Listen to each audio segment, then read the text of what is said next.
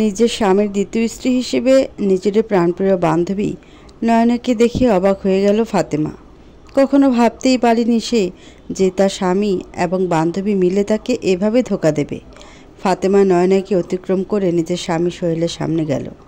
সোহেলের সামনে গিয়ে অশ্রুসিক্ত নয়নে বলল, কেন করলে তুমি এমন? কি দোষ ছিল আমার? সোহেল চুপ করে রইল। এর মধ্যে ফাতেমার 5 বছর বয়সী মেয়ে ফারিয়া দৌড়ে চলে এলো সেখানে। এসেই বলে উঠল, আব্বু, তুমি আর নয়না আন্টি এমন বর্বর সেজে আছো কেন? ফাতেমা এবার আর নিজেকে আটকে রাখতে পারে না, চোখের জল ফেলতে থাকে সোহেলের সামনে।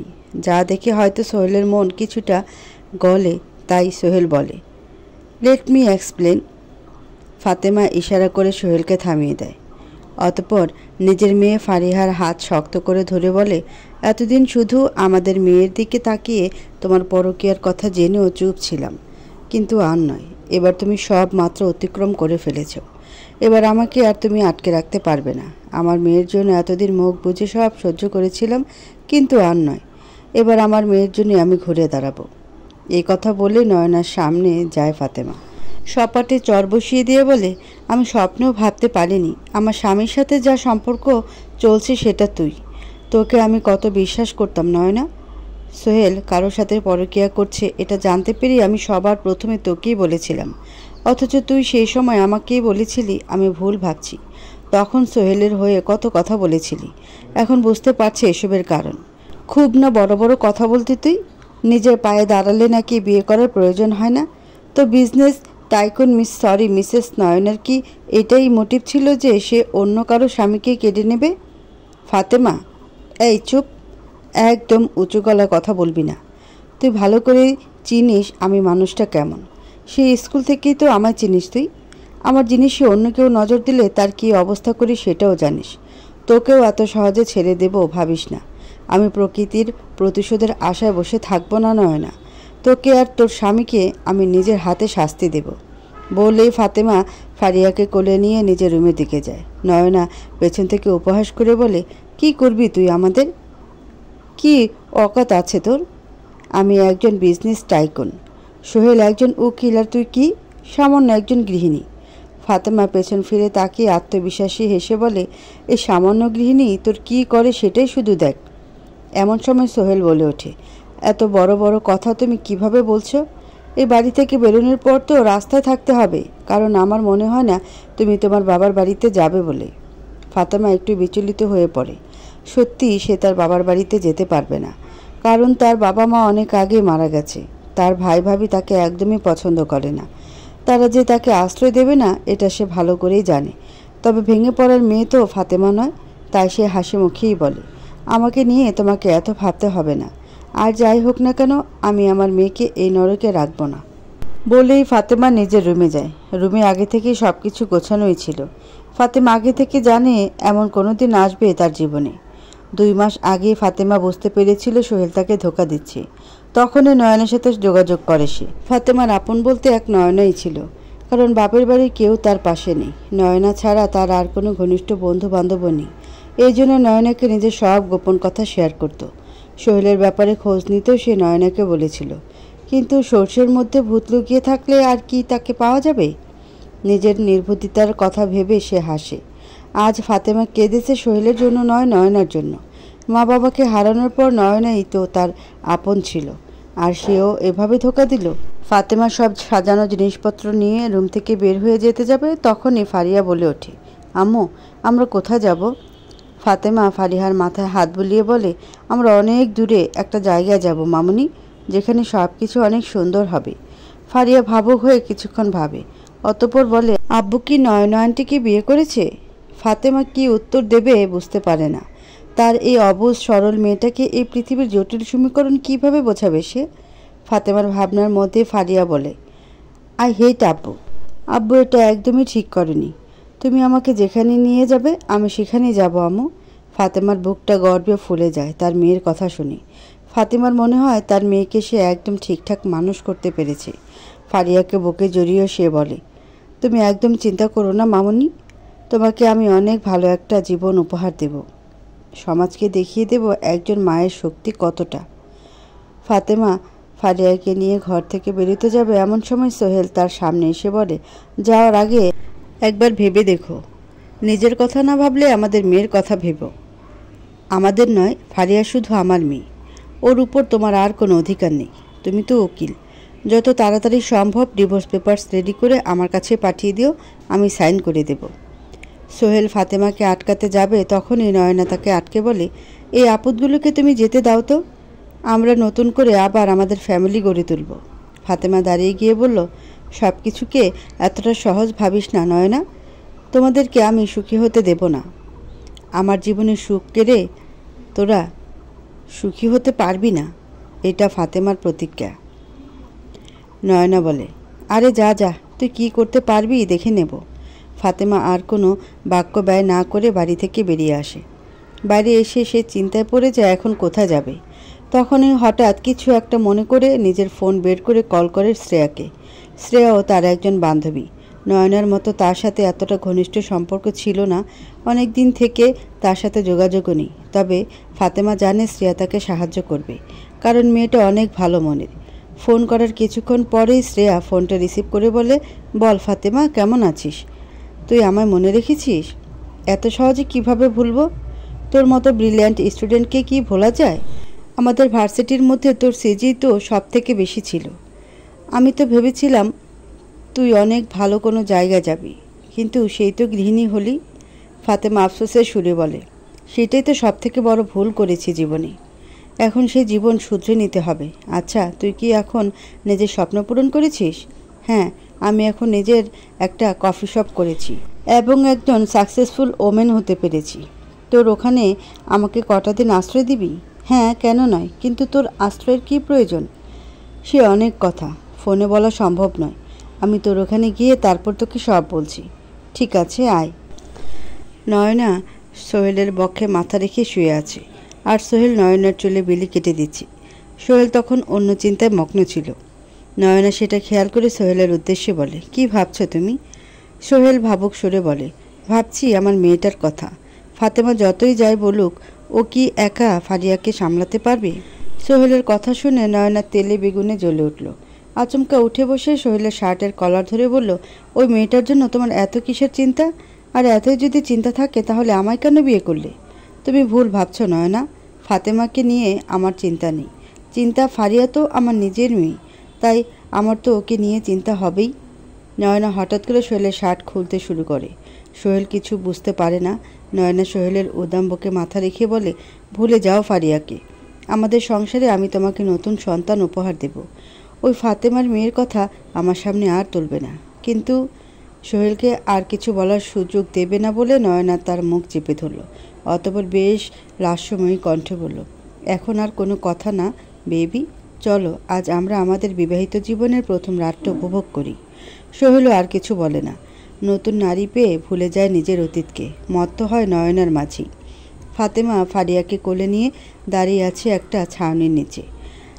আকাশ কালো মেঘ ছেয়ে গেছে, যে কোনো সময় হয়তো বৃষ্টি নামবে। ফাতেমা কালো আকাশের দিকে তাকিয়ে বলে, আমার জীবনের মতো হয়তো প্রকৃতিও আজ অন্ধকারে ছেয়ে গেছে। ফাতেমা নিজের কোলে ঘুমন্ত ফারিয়ার মাথায় হাত বুলিয়ে দিতে দিতে বলে, আমার জীবন যতই অন্ধকারে নিমজ্জিত হোক না কেন, আমি আমার মেয়ের গায়ে আর কোনো আঁচ পড়তে দেব না। আমার মেয়ে তো কোনো দোষ করেনি, তাই আমি ওকে কোনো শাস্তিও পেতে দেব না। শাস্তি তো পাবে ওই শয়তান দুটো। বলে ক্ষিপ্ত নয়নে শৈলের ফ্ল্যাটের দিকে তাকালো ফাতেমা। দৃঢ় প্রত্যয় নিয়ে বলল, তোদের ধ্বংস অনিবার্য। ফাতেমা অনুভব করলো বৃষ্টি পড়ছে, তাই সে ছাউনির আরও ভেতরে চলে গেল যেন তার মেয়ে না ভেজে। এরই মধ্যে তার সামনে একটা গাড়ি এসে থামলো। গাড়ি থেকে নামলো শ্রেয়া। গাড়ি থেকে নেমে সে এগিয়ে গেল ফাতেমার দিকে। ফাতেমা শ্রেয়াকে দেখে খুশি হলো, বলল, তুই এসেছিস? আসতে তো আমাকে হতোই, তো বল কেন ডাকলি আমায়? গাড়িতে যেতে যেতে বললি, হ্যাঁ নিশ্চয়ই। শ্রেয়ার গাড়িতে উঠে পড়ল ফাতেমা। ঘুমন্ত ফারিয়া তখনও তার কোলে। যেতে যেতে শ্রেয়াকে সব কথা খুলে বলল ফাতেমা। সব শুনে শ্রেয়ার মাথায় তো আগুন জ্বলতে লাগলো। শ্রেয়ার ইচ্ছা করছিল সোহেল আর নয়নাকে খুন করে দেওয়ার। শ্রেয়ার আগে কণ্ঠে বলে উঠল, তুই এভাবে চুপচাপ চলে এলি কেন?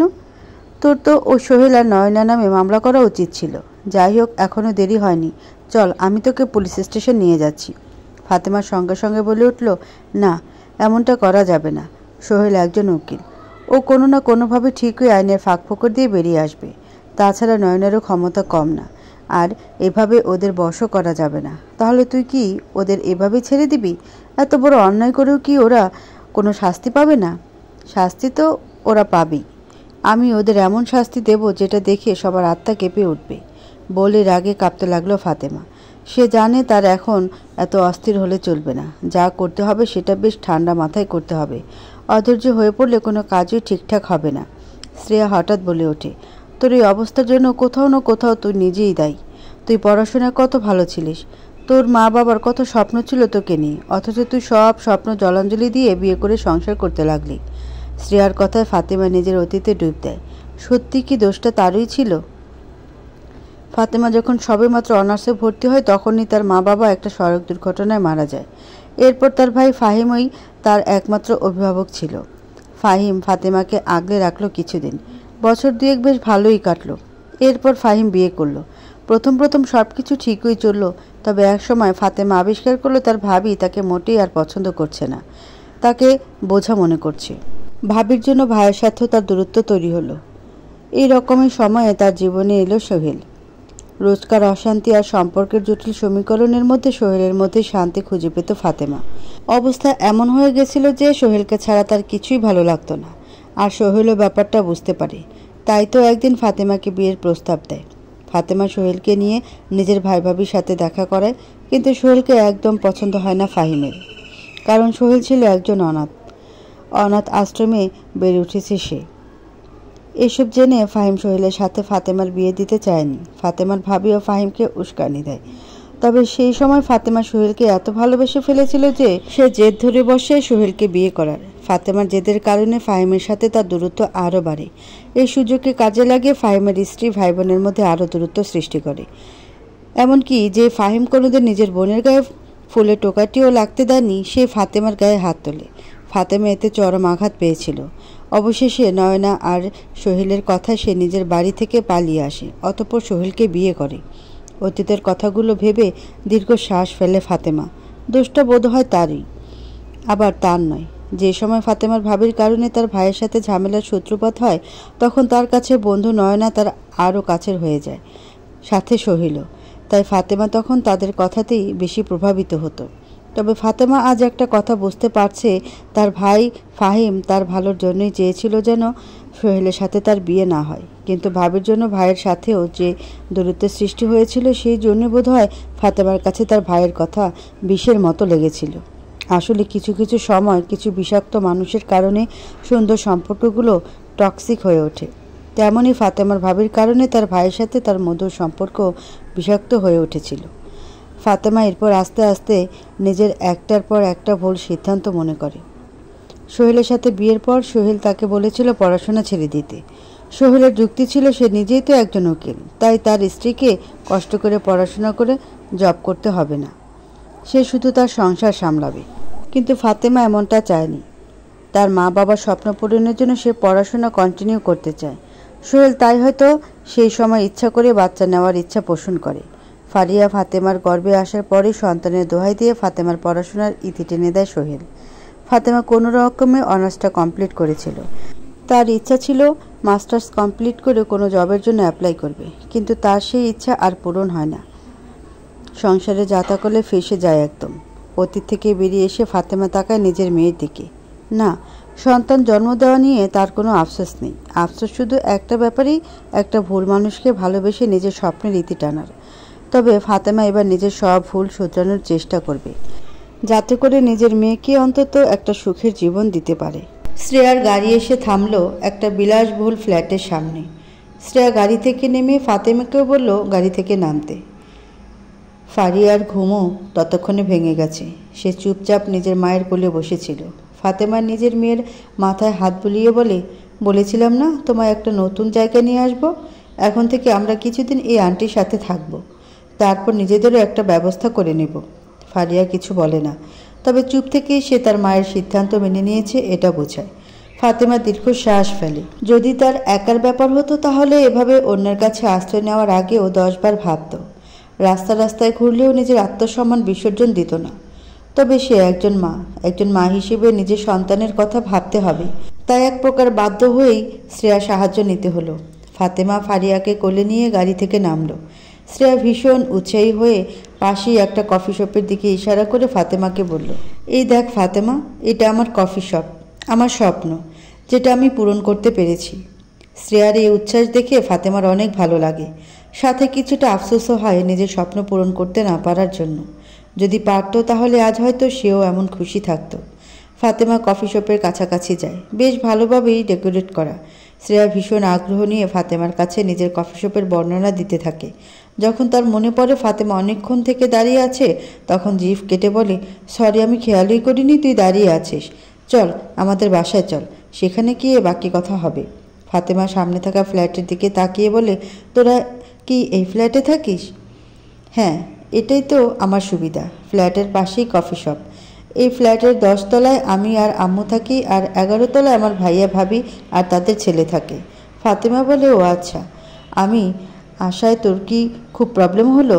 ধুর, কি যে বলিস না, আমার কোনো প্রবলেম হয়নি। তোর প্রবলেম না হলো তোর ফ্যামিলির বাকি সবার তো প্রবলেম হতে পারে। বাকিদেরও প্রবলেম হবে না। আম্মু তো তোকে দেখে অনেক খুশি হবে দেখিস। আর তোর ভাইয়া ভাবি, ওদের কথা বাদ দে, ওরা এমনিতেও আমাদের ব্যাপারে মাথা ঘামায় না। ওরা ওদের ফ্ল্যাটে থাকুক, আমরা আমাদের ফ্ল্যাটে। তো চল। ফাতেমা সায় জানায়। নয়না গোসল শেষে একটা তোয়ালা গায়ে পেঁচিয়ে বাথরুম থেকে বের হয়। তার দিকে হাঁ করে তাকিয়ে থাকে সোহেল। নয়না মুচকি হেসে সোহেলের দিকে এগিয়ে গিয়ে বলে, এভাবে কি দেখছো? তোমাকে দেখছি। কি নিখুঁত সৌন্দর্য তোমার, এই সৌন্দর্যই তো আমাকে বিমোহিত করেছে। নয়না সোহেলের কোলে বসে পড়ে, সোহেলের চুলে হাত বুলিয়ে বলতে থাকে, আমি ফাতেমার থেকেই সুন্দরী বলো? সেটা আর বলতে, তবে জানো ফাতেমা আগে তোমার থেকে বেশি সুন্দরী ছিল, এই জন্য তো আমি ওর প্রেমে পড়েছিলাম। কিন্তু বিয়ের পর থেকে আমি দেখছি ওর সৌন্দর্য কমতে শুরু করেছে। আর ফারিয়ার জন্মের পর থেকে তো ফাতেমা আগের থেকে অনেক সৌন্দর্য হারিয়ে ফেলেছে। আগে ওর কত সুন্দর ফিগার ছিল, আর এখন?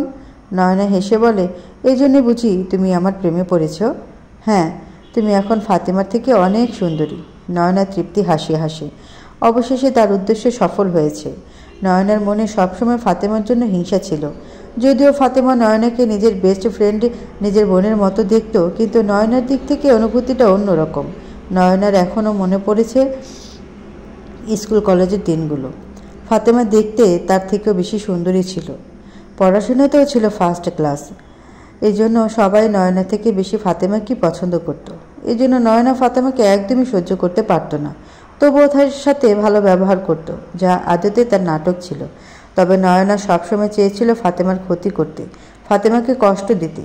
এই জন্য সে ফাতেমার অগোচরে তার অনেক ক্ষতি করেছে, যা ফাতেমা জানতেও পারেনি। ফাতেমা ছিল মধ্যবিত্ত পরিবারের, আর নয়নার বাবা একজন ধনী ব্যবসায়ী। এটাই ছিল নয়নার একমাত্র দিক, যে দিক দিয়ে সে এগিয়ে। কিন্তু এটা তার জন্য যথেষ্ট ছিল না। সে সব দিক দিয়ে ফাতেমার থেকে এগিয়ে যেতে চেয়েছিল। এই জন্যই তো সোহেলের সাথে ফাতেমার বিয়ের পর নয়না সোহেলের ব্রেন ওয়াশ করে ফাতেমার পড়াশোনা বন্ধ করে দেয়।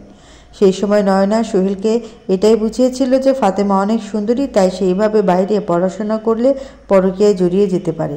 সোহেলও নয়নার ভালো বন্ধু ছিল, তাই নয়নার কথা তাকে প্রভাবিত করেছিল। তবে ফাতেমার পড়াশোনা বন্ধ করে নয়না সম্পূর্ণ শান্তি পায়নি।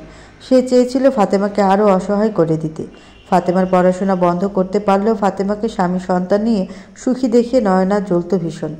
ঈর্ষা এতটাই অন্ধ হয়ে গেল যে শেষ পর্যন্ত সোহেলের দিকে নজর দিল। নয়নার একটা প্লাস পয়েন্ট ছিল যে ফাতেমা এবং সোহেল দুজনেই তার বন্ধু। এই জন্য দুজনেই তার সাথে নিজেদের অনেক কথা শেয়ার করত। ফাতেমা আর সোহেলের কথায় একসময় নয়না বুঝতে পারে তাদের মধ্যে ধীরে ধীরে দূরত্বের সৃষ্টি হচ্ছে, আর এই সুযোগটারই সদ্ব্যবহার করে সে। ফারিয়ার জন্মের পর থেকে সন্তান আর সংসার সামলানোর চাপে ফাতেমার সৌন্দর্যে মলিনতা দেখা দেয়, আর এটাই সোহেলকে তার প্রতি উদাসীন করে তুলেছিল। এই সুযোগকে কাজে লাগিয়ে নয়না সোহেলকে নিজের দিকে আকর্ষণ করে। নিজের এসব কুকীর্তি ভেবে হাসতে থাকে নয়না। তার আজ চিৎকার করে বলতে ইচ্ছা করছে, দেখ ফাতেমা, আজ আমি তোর থেকে সব কেড়ে নিয়েছি, তোকে সম্পূর্ণ ভেঙে গুড়িয়ে দিয়েছি। ফাতেমা আর ফারিয়াকে নিজের বাসায় নিয়ে এলো শ্রেয়া। শ্রেয়ার মা শাবানা বেগমকে তাদের ব্যাপারে সব খুলে বলেছে শ্রেয়া। সব শুনে শাবানা বেগমের ভীষণ মায়া হয় ফাতেমার জন্য। ফারিয়ার মাথায় হাত বুলিয়ে তিনি বলেন, তোমার স্বামী এতটা কুলাঙ্গার কিভাবে হলো মা? এই বাচ্চাটার কথাও একবার ভাবলো না? ফাতেমা শান্ত রইল, তার যে নিজেরও কিছু বলার নেই। শাবানা বেগম ফাতেমাকে আশ্বাসে সুরে বললেন, তুমি একদম চিন্তা করো না মা, আমি তোমার অবস্থাটা বুঝতে পারছি। আমি তোমার পাশে আছি। তুমি যতদিন ইচ্ছা তুমি আমাদের বাসায় থাকতে পারো। শ্রেয়া, তুই ওদেরকে গেস্ট রুমটা দেখিয়ে দে। ওরা যতদিন ইচ্ছা এখানেই থাকুক। ফাতেমা কৃতজ্ঞতাসূচক দৃষ্টিতে তাকায় শাবানা বেগমের দিকে, বলে, আপনাকে অনেক ধন্যবাদ আন্টি। আপনারা আছেন জন্যই আমি আমার মেয়েটাকে নিয়ে নিশ্চিত হতে পারলাম। আপনাদের এই ঋণ যে আমি কিভাবে শোধ করব? পাগলি মেয়ে, তোমার একদম চিন্তা করতে হবে না এসব নিয়ে। তুমি তো আমার কাছে শ্রেয়ারই মতো। যাও, তোমরা ঘরে গিয়ে বিশ্রাম নাও। অনেক ধকল গেছে তোমাদের উপর দিয়ে। শ্রেয়া ফাতেমা আর ফারিয়াকে গেস্ট রুমে নিয়ে যায়। তাদের রুমটা দেখিয়ে দিয়ে বলে, তোর আপাতত এখানেই থাক। ফাতেমা আবারও শ্রেয়ার হাত ধরে বলে, তোকে অসংখ্য ধন্যবাদ শ্রেয়া। আরে বারবার এভাবে ধন্যবাদ দিতে হবে না, আমি কিন্তু রেগে যাব।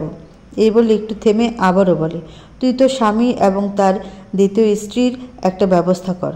ওরা তোর প্রতি যে অন্যায় করেছে তার শাস্তি ওরা না যতক্ষণ পাচ্ছে আমি ততক্ষণ শান্তি পাব না।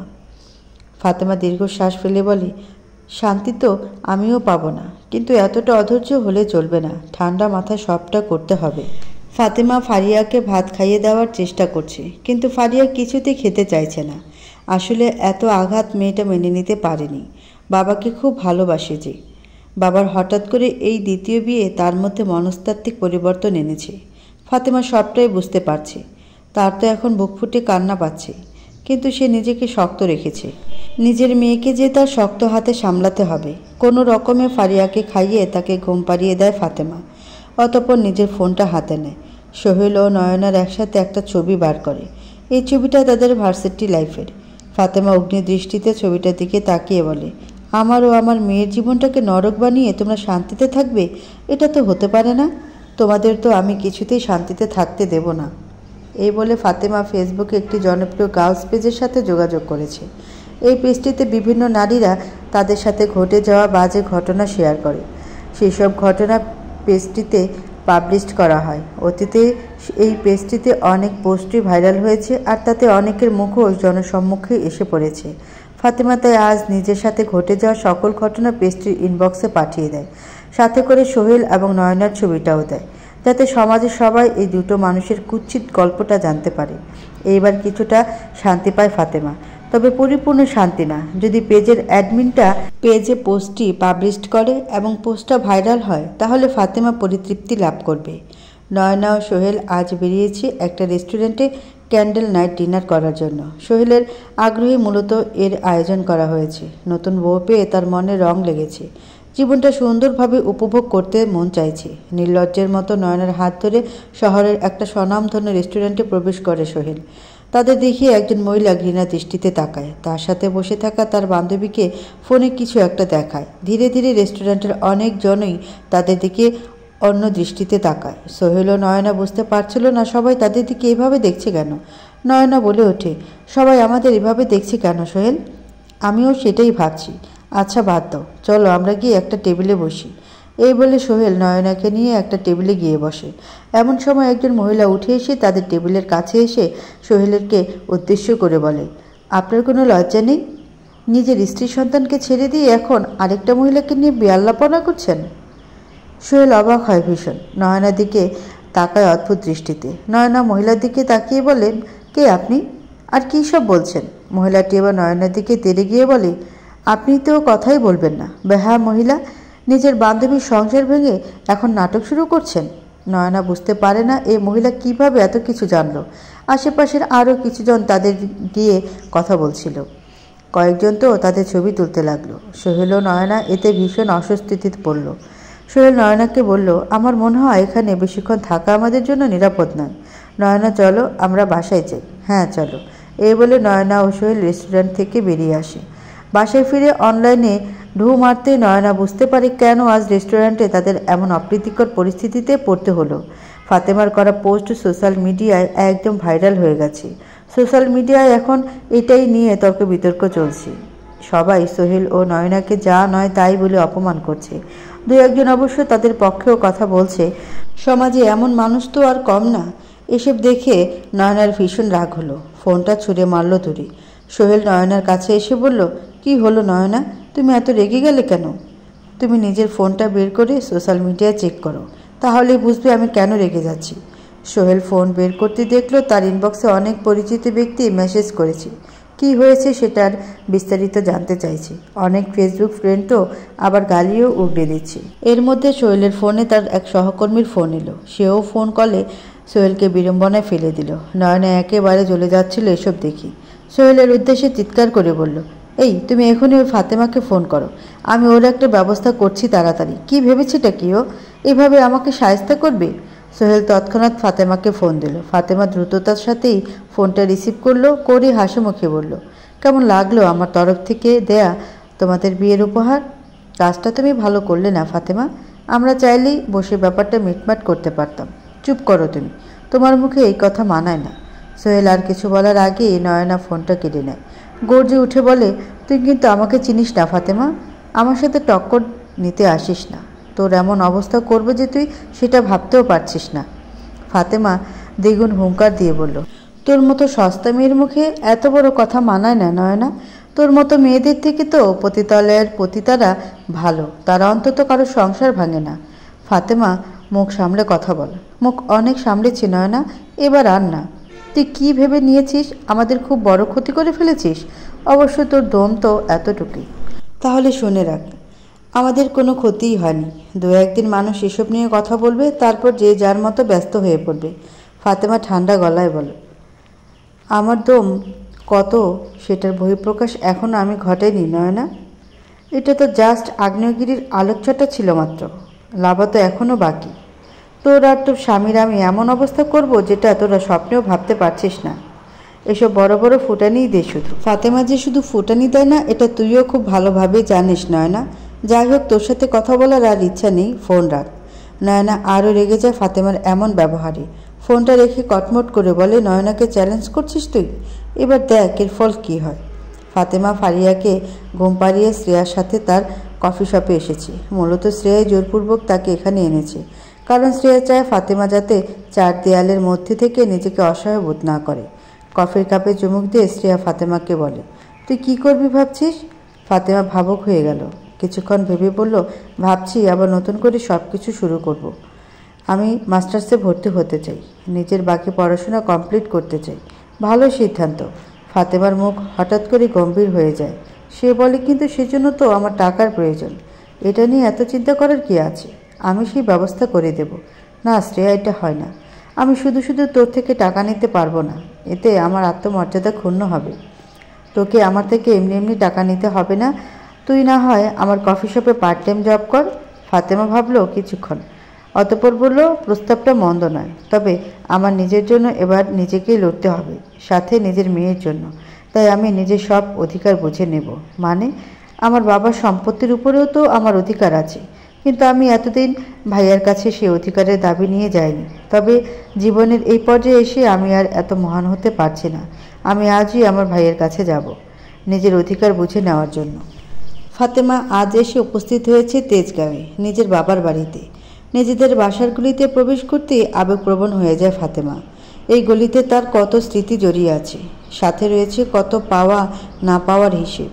নিজের বাবা বাড়ির সামনে এসে থমকে যায় ফাতেমা। কিছুই বদলায়নি, সবটা এখনও আগের মতোই আছে, শুধু বদলে গেছে কিছু সম্পর্কের সমীকরণ। এই বাড়িতে বড় হয়ে ওঠা দুই ভাই বোনের সম্পর্কের বন্ধন যা ছিল অটুট, তা আজ একেবারে বিলীন হয়ে গেছে। ফাতেমা অতীতের কথা ভেবে একটা দীর্ঘ নিঃশ্বাস ফেলে। অতীতের স্মৃতিগুলো মধুর এবং তিক্ততায় ভরা, তবে তার বর্তমানের লড়াইয়ের জন্য তার এখানে আসাটা যে বড্ড জরুরি ছিল। জীবনে নতুন যে লড়াইয়ে সে নেমেছে, সেখানে যে সহায় সম্বলহীন হয়ে থাকলে চলবে না। আমরা যতই মুখে বলি না কেন, অর্থই সকল অনর্থের মূল, কিংবা মানি ডাজন্ট ম্যাটার। প্রকৃত অর্থে এই সমাজে টিকে থাকতে গেলে অর্থের প্রয়োজনই সব থেকে বেশি। অর্থই সমাজের সম্মান এবং ক্ষমতা এনে দেয়। তাই সব ক্ষেত্রে মহান হলেও অর্থের ক্ষেত্রে মহান হতে নেই, বিশেষত তখন যখন সেই অর্থ সম্পদের উপর আমাদের অধিকার থাকে। ফাতেমা বাড়ির সামনে দাঁড়িয়েছিল অনেকক্ষণ, অনেক কিছু ভাবনা চিন্তা করলো। তারপর সব দ্বিধাদ্বন্দ্বকে পাশে ঠেলে কলিং বেলে চাপ দিল, পরপর দুবার। এর কিছুক্ষণের মধ্যে দরজাটা খুলল। খুন্তি হাতে বাসা থেকে বেরিয়ে এলো ফাতেমার ভাবি মোহনা। মোহনা ফাতেমাকে দেখে যে একদম খুশি হয়নি, সেটা তার মুখ দেখে সহজেই অনুমেয়। ফাতেমা অবশ্য এটাই আশা করছিল। বাইরে দাঁড়িয়ে সে বলল, আমায় ভেতরে আসতে বলবে না ভাবি? মোহনা কাট গলায় বলল, তুমি এখানে কেন এসেছো? কি চাই তোমার এখানে? ফাতেমা এমন ব্যবহারই আশা করেছিল, তাই বেশি একটা অবাক হলো না। তার ভাবি যে একটুও বদলায়নি সেটা বোঝাই যাচ্ছে। ফাতেমা মৃদু হেসে বলল, নিজের বাড়িতে আসার জন্য কি কোনো কারণ দরকার? মোহনা তাচ্ছিল্য হেসে বলল, বিয়ের পর শ্বশুরবাড়ি মেয়েদের বাড়ি, অবশ্য তুমি সেটাও টিকিয়ে রাখতে পারোনি। বাহ, এই খবরও তোমার কাছে পৌঁছে গেছে ভাবি? তুমি তো আমার ভালোই খোঁজ রাখো। মোহনা মুখ বাঁকিয়ে বলে, খোঁজ রাখতে হয় বই কি, কারণ আমি তো জানি তোমার বোঝা এবার আমাদের ঘাড়ে এসে চাপাতে চাইবে। তবে তোমায় আমি একটা কথা স্পষ্ট বলে রাখি, আমি বা তোমার ভাই কেউ তোমার বোঝা টানতে ইচ্ছুক নই। এমনিতেই আমাদের সংসার চলে না অভাব অনটনে, তারপর যদি তুমি এসে জোটো তাহলে? ফাতেমা মোহনাকে অভয় দিয়ে বলে, তুমি একদম চিন্তা করো না ভাবি, আমি এখানে থাকার জন্য কিংবা তোমাদের ঘাড়ে বোঝা হওয়ার জন্য আসিনি। আমি এসেছি নিজের অধিকার আদায়ের জন্য। তোমার অধিকার মানে? ফাতেমা কোনো জবাব দেবে তার পূর্বেই ফাহিম এসে উপস্থিত হলো। মোহনাকে বলল, কে এসেছে মোহনা? মোহনা গম্ভীর সুরে বলল, কে আর আসবে বলো? তোমার গুণধর বোন নিজের সংসার ভেঙে এখন আমার সংসার ভাঙতে এসেছে। ভাবি। ফাহিম এগিয়ে এসে মোহনাকে বেশ রাগী সুরেই বলে, তুমি ওকে এখানে দাঁড় করিয়ে রেখেছো কেন? ভেতরে আসতে দাও। অতঃপর নিজেই ফাতেমাকে বলে, তুই ভেতরে আয়, আমরা বসে কথা বলি। ফাতেমার প্রতি ফাহিমের এত নরম ব্যবহার একদম সহ্য হয় না মোহনার। সে বিড়বিড় করে বলে, ঢং যত। ফাতেমা শোনে মোহনার বলা কথাটা, তবে গায়ে মাখালো না। এখন তার ভাইয়ের সাথে কথা বলাটা বেশি জরুরি, তাই মোহনাকে পাশ কাটিয়ে ভেতরে প্রবেশ করলো। ফাহিম সোফায় বসে ফাতেমাকেও সোফাতে বসতে বলল। ফাতেমা নিজের ভাইয়ের কথা মতো সোফায় বসল। ফাহিম কিছুক্ষণ চুপ থেকে ফাতেমাকে বলল, আমি কি তোর এতটাই পর হয়ে গেছি ফাতেমা? তোর সাথে এত কিছু হয়ে গেল অথচ আমি কিছুই জানতে পারলাম না। অনলাইন থেকে সবটা জানতে হলো।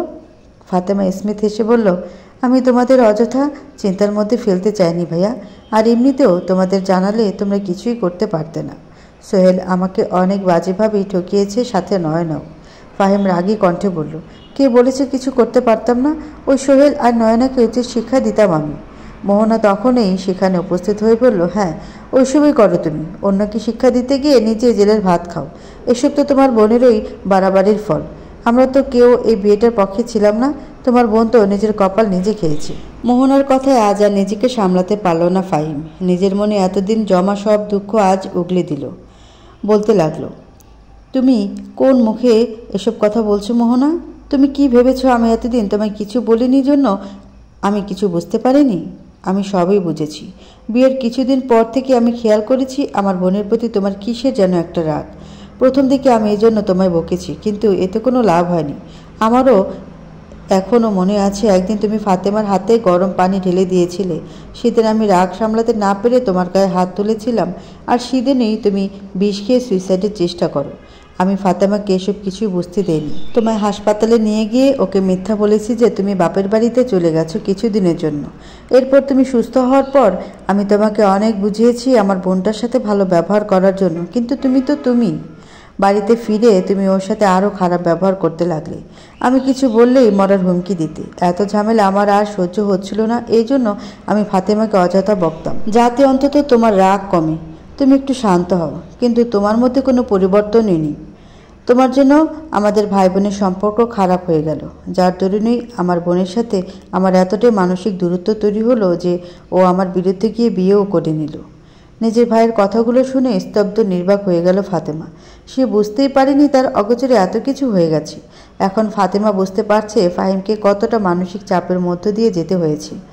এদিকে এত কথা শোনার পরও মোহনার মধ্যে কোনো ভাবলেশ নেই। সে নিজের দাপট বজায় রেখে বলে, তুমি একটা কথা কান খুলে শুনে রাখো, তোমার এই ডিভোর্সি বোন যেন আমাদের সংসারে এসে না ওঠে, না হলে কিন্তু আমি এই বাড়ি ছেড়ে চলে যাব। ফাহিম রাগান্বিত সুরে বলে, তোমার কি সমস্যা ওকে নিয়ে মোহনা? আমাদের তো কোনো সন্তানও নেই, শুধু তোমার আর আমার ছোট্ট সংসার। সেখানে ফাতেমা আর ওর মেয়ে এলে কী সমস্যা? মোহনার চোখে এবার অশ্রুবর্ষণ শুরু হয়। সে শাড়ির আঁচল দিয়ে নিজের চোখের জল মুছে বলে, এভাবে আমি যে নিঃসন্তান এটা মনে করিয়ে দেওয়ার জন্য ধন্যবাদ। ঠিক আছে, তুমি থাকো তোমার বোনকে নিয়ে। তোমার বোন হয়তো কিছুদিন পর তোমাকে অন্য একটা ভালো মেয়ে দেখে বিয়েও দিয়ে দিবে, তারপর তাকে নিয়ে সুখে সংসার করিও তুমি। বলেই চলে যেতে নেয় মোহনা। তখনই ফাতেমা বলে ওঠে, আমি কখনোই এমনটা করব না ভাবি। আমি জানি তুমি এই সন্দেহ থেকে বরাবরই আমার সাথে খারাপ ব্যবহার করেছো, কিন্তু বিশ্বাস করো, তুমি যেমন ভাবছো আমি তেমন মানসিকতার নই। তোমাদের বিয়ের দিন তোমার মা আর তোমার কথোপকথন আমি শুনে নিয়েছিলাম। আমি এটা অনেক আগে থেকে জানি যে তুমি কখনো মা হতে পারবে না, কিন্তু কখনো কি আমি এই বিষয় নিয়ে তোমায় কিছু বলেছি? তুমি যাতে কষ্ট না পাও তাই তো আমি এতদিন এই কথাটা গোপন রেখেছি। আর আমার যদি সত্যি এমন কিছু করার থাকতো আমি সেটা অনেক আগেই করতাম। ফাতেমার কথা শুনে হতবিহ্বল হয়ে যায় মোহনা। নিষ্পলক তাকিয়ে থাকে ফাতেমার দিকে, অতঃপর কিছুটা অপরাধী চোখ নিয়ে তাকায় ফাহিমের দিকে। ফাহিমের মধ্যে কোনো পরিবর্তন লক্ষ্য করা যাচ্ছে না। তার মানে কি ফাহিম সব আগে থেকেই জানে? মোহনার মনে থাকা প্রশ্নটা সে বাইরে প্রকাশ করতে পারছিল না, তাই ফাহিমই বলে ফেলে, আমি অনেক আগে থেকেই কথাটা জানি মোহনা। 2 বছর আগে তোমার বাবা যখন মৃত্যুসজ্জা ছিল তখন তিনি আমাকে সবটা জানিয়েছিলেন। ইভেন আমার কাছে ক্ষমাও চেয়েছেন সবটা গোপন রাখার জন্য। মৃত্যুর আগে আমাকে সবটা বলে তিনি দায়মুক্ত হতে চেয়েছিলেন। তবে তিনি আমায় অনুরোধ করেছিলেন তোমার হাতটা যেন আমি না ছাড়ি কখনো। আমিও ছাড়তে চাইনি। বিশ্বাস করো, তোমার সন্তান না হওয়া নিয়ে আমার কোনো আফসোস নেই। আমার আফসোস শুধু এটা নিয়ে যে তুমি কত অবলীলায় আমার থেকে এতগুলো দিন এই সত্য লুকিয়ে গেলে। আগে জানালে হয়তো আমাকে বাবা হওয়ার মিথ্যে স্বপ্নে বিভোর থাকতে হতো না। মোহনা নিশ্চুপ, মাথা নিচু করে দাঁড়িয়ে আছে। আজ তার কিছুই বলার মুখ নেই ফাহিমের সামনে। ফাতেমার দিকেও তাকানোর মুখ তার নেই। মোহনা আজ জানে আর কোনো কিছু লুকিয়ে লাভ নেই। তার লুকানো সত্য অনেক আগে প্রকাশিত হয়ে গেছে। এই মানুষ দুটো অনেক আগে সব জেনেছে, কিন্তু কখনো তাকে টের পেতে দেয়নি। আর সে কী করেছে? এই দুজনকে চরম অপমান করেছে। মোহনা নিজের কাজে ছোট হয়ে গেল। মনে পড়ে গেল অতীতের দিনগুলো। মোহনার বিয়ের আগে জরায়ুতে একটা টিউমার হয়েছিল, যার কারণে তার জরায়ু কেটে বাদ দিতে হয়, যার দরুন সে মা হওয়ার সক্ষমতা হারায়। এই কথা জানার পর ভীষণভাবে ভেঙে পড়ে সে। মোহনার বিয়ের বয়স হওয়ার পর আশেপাশের পাড়া প্রতিবেশী আত্মীয় স্বজনরা চাপ দিতে থাকে। মোহনার পরিবারও তার জন্য ছেলে দেখতে শুরু করে দেয়, কিন্তু মোহনার বিয়েতে ভীষণ ভয় ছিল। যদি তার সত্যতা জেনে বিয়েটা আটকে যায় অথবা বিয়ের পর ডিভোর্স হয় তখন কি হবে? এজন্য অনেক ভেবেচিন্তে সে তার মা বাবাকে জানায় তার এই সমস্যার কথা গোপন রেখে বিয়ে ঠিক করতে এবং পারলে কোনো অনাথ ছেলের সাথে তার বিয়ে দিতে, কারণ এতে করে কোনো পারিবারিক চাপ থাকবে না। স্বামীকে কোনো রকমে ম্যানেজ করলেই হলো। মোহনার এমন দাবি তার মা মানলেও মোহনার বাবা অমত জানায়। তখন মোহনা আত্মহত্যার হুমকি দিয়ে নিজের বাবাকে রাজি করায়। মোহনার বাবা অনেক খুঁজে ফাহিমের সন্ধান পান। ফাহিমের কিছু বছর আগেই মা বাবা দুর্ঘটনায় মারা গেছে। পরিবার বলতে আছে শুধু একটা বোন, যেও বিয়ের পর আলাদা হয়ে যাবে। তাই তিনি ফাহিমের সাথেই নিজের মেয়ের বিয়ে ঠিক করেন, সব সত্য গোপন রেখে। অতঃপর বিয়েটা হয়েও যায়। বিয়ের পর মোহনার ফাতেমাকে সহ্য হতো না, কারণ তার মনে হতো ফাতেমা হয়তো একসময় তার সংসার ভাঙার কারণ হবে। মোহনার এই ধারণার পেছনের কারণ ছিল তার বিধবা ফুপু একসময় তার মাকে ভীষণ জ্বালাতো, কারণ মোহনার মায়ের কোনো ছেলে সন্তান হয়নি। তারা 2 বোন ছিল। এমনকি তিনি তার মায়ের মগজধোলাই করে মোহনার বাবার দ্বিতীয় বিয়ে দিতে চেয়েছিলেন, যদিও বা মোহনার বাবার অনিচ্ছার কারণে সফল হননি। নিজের প্রতি হীনমন্যতা এবং অতীতের কথাগুলো ভেবে মোহনার ভীষণ ভয় হয়। তার উপর ফাহিম ফাতেমাকে নিজের প্রাণের চেয়েও বেশি ভালোবাসত। ফাতেমা ছিল তার চোখের মণি, তাই মোহনার ফাতেমাকেও ঘিরে ভয় তৈরি হয়। যদি তার সন্তান না হওয়ার কারণে ফাতেমা তার সংসার ভেঙে দিতে চায়, এই ভয় দেখেই ফাতেমার সাথে যাবতীয় দুর্ব্যবহার করে মোহনা। তাছাড়া মোহনার মাও তাকে উস্কানি দিত এসব করার জন্য, কারণ তার মনেও ভয় ছিল। অতীতের কথাগুলো ভেবে মোহনার এখন ভীষণ কান্না পায়। ফাহিম ফাতেমার সামনে সে আর দাঁড়িয়ে থাকতে পারছিল না, তাই ত্রস্ত পায়ে ঘরের ভিতরে চলে যায়। ফাহিম একটা দীর্ঘশ্বাস ফেলে বলে, মোহনা আজীবন ভুল ধারণা বয়ে নিয়ে বেরিয়ে নিজের অজান্তেই সব শেষ করে দিল। ওর ভিতরের ভয়টাই ওকে এতটা কুটিল করে তুলল। ফাতেমা বলল, এসব কথা বাদ দাও ভাইয়া, যা হবার হয়ে গেছে, এখন তো আর কিছু বদলাবে না। এসব কথা বাদ দিলে ওই সোহেল আর নয়নাকে এত সহজে আমি ছেড়ে দিতে পারবো না ফাতেমা। তুই এখনও ওদের নামে মামলা করিসনি কেন? কারণ ওদেরকে আমি নিজের হাতে শাস্তি দিতে চাই। জানি না তোর মাথায় কি ঘুরপাক খাচ্ছে। যাই হোক, তোর ভাই এখনও বেঁচে আছে, তাই তোকে আশ্রয়হীন হয়ে ঘুরতে হবে না। তুই তোর মেয়েকে নিয়ে আজই আমার বাড়িতে শিফট কর। এটা হয় না ভাইয়া, আমার উপস্থিতি ভাবিকে কষ্ট দিতে পারে। আমি এমনটা চাই না। ভাবি যতদিন না মন থেকে আমায় মেনে নিবে ততদিন আমি এখানে আসতে পারবো না। তুমি এই বিষয়টা নিয়ে জোর করো না। আমি নিজের ব্যবস্থা করে নিয়েছি। আমি আজ এখানে এসেছি অন্য একটা কারণে। কি কারণ বল? আসলে ভাইয়া আমি আবার আমার পড়াশোনাটা শুরু করতে চাইছি। তাছাড়া ফারিয়ার যাবতীয় খরচ তো আছে, মেয়েটা বড় হচ্ছে তো, এই জন্য আমার টাকার প্রয়োজন। তাই তোকে এত চিন্তা করতে হবে না, আমি তোর সব দায়িত্ব নেব। কিন্তু ভাইয়া, কোনো কিন্তু না, তোর ভাবি এমনি বলেছে আমার অভাব অনটনের সংসার, আসলে মোটেই এমন কিছু না। আমি যে আয় করি তাতে দুজনে খেয়ে পড়েও অধিকাংশ টাকা বেঁচে থাকে। এমনকি তোর বা তোর মেয়ের দায়িত্ব নিলেও আমার অনেক সাশ্রয় হবে। তাছাড়া এত টাকা সাশ্রয় করে কি হবে বল? আমার তো কোনো সন্তান নেই যার জন্য এসব রেখে যাব। আফসোস নিয়ে কথাটা বলে ফাহিম। কিছুক্ষণ চুপ থেকে পুনরায় বলে, তুই আপাতত এখানে আসতে না চাইলে না আসিস, তবে আমি তোর আর তোর মেয়ের সব দায়িত্ব নেব, এটাতে তুই না করতে পারবি না। আর হ্যাঁ, বাবা শহরের পাশে কিছু জমি তোর নামে রেখে গেছিল, সেগুলো আমি তোকে বুঝিয়ে দিতে চাই। তোরও তো একটা ভবিষ্যৎ আছে, এছাড়া এ বাড়ির কিছু শেয়ারও তুই পাবি। ফাতেমা কৃতজ্ঞতার দৃষ্টিতে তার ভাইয়ের দিকে তাকায়। এই ভাইকেই না সে কতটা ভুল বুঝেছিল। ফাতেমা ফাহিমের বাসা থেকে সবেমাত্র বেরিয়েছিল, তখনই তার ফোনে ফারিয়ার স্কুল থেকে কল আসে। ফাতেমা ফোনটা রিসিভ করতেই ফারিয়ার স্কুলের প্রিন্সিপাল তাকে বলে, আপনি ফারিয়া তাসনিনের মা ফাতেমা খাতুন বলছেন তো? জি। ফারিয়ার কি কোনো সমস্যা হয়েছে? উদ্বেগ নিয়ে কথাটা বলে ফাতেমা। বিপরীত দিক থেকে উত্তর আসে, আপনি ইমিডিয়েটলি স্কুলে আসুন, ফারিয়ার ব্যাপারে কিছু কথা বলার ছিল। ফাতেমা আর অপেক্ষা না করে দ্রুত ফারিয়ার স্কুলের উদ্দেশ্যে রওনা দেয়। ফারিয়ার স্কুলে পৌঁছে প্রিন্সিপালের রুমের বাইরে গিয়ে সেখানে আগে থেকে সোহেলকে দাঁড়িয়ে থাকতে দেখে হতবাক হয়ে যায়। সোহেল ফাতেমার দিকে তাকিয়ে তার সাথে কথা বলতে এলে ফাতেমা ঘৃণায় মুখ সরিয়ে নেয়। প্রিন্সিপালের রুমে নক করে বলে, may I come in ma'am? Yes come. Fatema রুমে প্রবেশ করতেই প্রিন্সিপাল ইশারা করে বলে, সিট। ফাতেমা বসার পরেই সোহেলও সেখানে চলে আসে। প্রিন্সিপাল সোহেলকে ফাতেমার পাশে বসতে বললেই ফাতেমা প্রতিবাদ করে বলে ওঠে, এই লোকটার পাশে আমি বসতে পারবো না ম্যাম, আর আপনি এরপর থেকে কোনো গার্ডিয়ান কলে ওনাকে ডেকে পাঠাবেন না। ওনার সাথে আমার বা আমার মেয়ের আর কোনো সম্পর্ক নেই। আমি এখন আমার মেয়ের একমাত্র গার্ডিয়ান।